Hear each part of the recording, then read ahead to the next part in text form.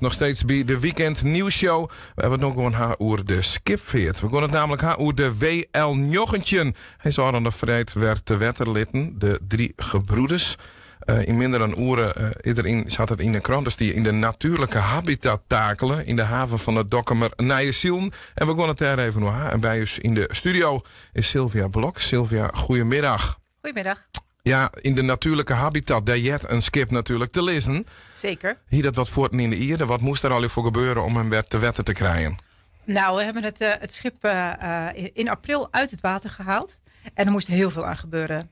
Om eerlijk te zijn, de paddenstoelen die groeiden in het ruim. Dus het was bar en boos. Maar goed, we hebben vrijwilligers. We hebben een stuk of 20 vrijwilligers. En die hebben heel hard gewerkt aan het schip. Dus het begint met schoonmaken. Alles schoonmaken, de zeilen eraf. Masten eraf, noem het maar.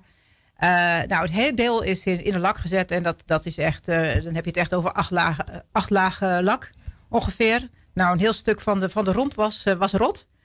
Dus dat moest helemaal worden uitgebikt. En er moesten nieuwe planken in. En dat is een nogal ambachtelijk klusje. Ja, want het schip is een zogenaamde schokker. Wat kenmerkt dan een schokker?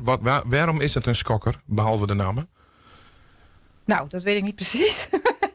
Nee. Nou ja, ik kan je wel iets vertellen van de historie van het schip. Ja? Het schip is gebouwd van 2004 tot 2008. Het is gebouwd op basis van een replica van een vergaan schip van 1883. Ja. Toen is natuurlijk tijdens de scheepsramp van Moddergat zijn eigenlijk al die schepen vergaan. En daar zijn tekeningen van teruggevonden in het Scheepvaartmuseum. En op basis van die tekeningen is dus in 2004 gestart met het bouwen van deze replica. Waar besluit dat dan? Waar zei het dan, wij willen dit bouwen? Ja, het is eigenlijk, dat is een beetje onderzichtig. Maar wat ik begrepen heb, is het eigenlijk een initiatief geweest van het museum van Moddergat van toen. Ja. Oké. Ja, en ik weet wel dat de bewoners er ook achter stonden. En dat, dus bij wie is het initiatief? Hoe gaat zoiets? Dus uiteindelijk is het er gekomen. En wist je hoe lang, als ze er werk mee horen, hoe lang had het door om zo'n replica te bouwen? Nou, ze hebben er van 2004 tot 2008 aan gebouwd. Dus dat is nogal lang. Lang stuk. Ja. Wordt er elke keer dan, zou er uithellen, is elke keer zangerut onderhoud nodig? Nee hoor, zeker niet. Nee, de laatste keer dat de onderhoud was gepleegd was in 2016.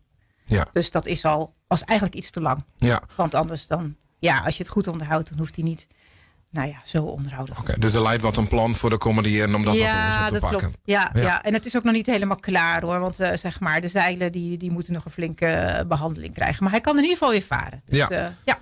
Nou, dus vertel eens correct al even hoe de historie, waarom wat die replica maken is. Dat in grote ramp werd erbij toen belutsen weer. Daar kwam een prutte fiscus op. Dus ik denk dat het echt een hele bijzondere waarde had, denk ik, voor het dorp waar die boord bij het. Zeker. Ja. Nou, de tekening hartstikke loe verteld. Vrijwilligers die ben daarmee bezig. En dan zit ik dat terug te lezen. Denk ik, het is de W.L. Njoggentjen. Aan de andere kant hiet er de 3 gebroeders. Wist er iets van hoe dat zit met die naamjouwing? Waarom is de W.L. Njoggentjen? Ja, WL19, dat is het registratienummer. Dat is van West-Dongeradeel, maar de afkorting. En dan 19 is het serienummer. En de 3 gebroeders, hoe het precies zat, dat weten we niet. We hebben in ieder geval een aantal eigenaren, in ieder geval 2 getraceerd. Dat waren de familie, dat was de familie De Haan. Ja. En die hadden een aandeel in het geheel, maar die derde, dat is nog even een beetje onduidelijk. Daar moeten we nog naar op ziek dus. Daar moeten we de archief even in. Ben jij ook nog steeds belutsen die 2 families bij dit schip? Nee? Maar ze weten wel van het bestingen? Ja, ik ken ze verder niet, dus nee. Nee, snap ik. Nee. En ze zijn ook vergaan in die tijd. Dus veel families, een deel is gebleven, maar een deel is ook uiteindelijk de naam staan. Zij vertrokken eigenlijk en zijn gaan wonen over heel Nederland. Dus, Wat komt nou aan? Wat is nou de rol van het schip nou? Noten we in Wetterleid? Wij willen eigenlijk het schip varende houden. Omdat dat natuurlijk heeft, wat u net ook al zei, het heeft een historische waarde. Dus ook voor het dorp, voor de gemeenschap eigenlijk. En we willen de verhalen van de visserij willen we ook levendig houden. Ja, hoe doe je hem dat? Sowieso tijdens we gaan straks varen met groepen. Ja. Maximaal 12 per schip. Dus dat is dan inclusief bemanning. En het vertellen van de verhalen. En wij willen ook het verhaal gaan vertellen in allerlei media. Dus alles wat op ons pad komt, net als nu. Bijvoorbeeld, maar gewoon ook in kranten en zo. Om ook het verhaal van de visserij levendig te houden. Ja, goed er dan een gids mee? Of iemand die daar dan echt een product van weet? Ja, dat willen we. We hebben een schipper die prachtige verhalen kan vertellen. Waar is dat? Dat is Kok Heil. Ja.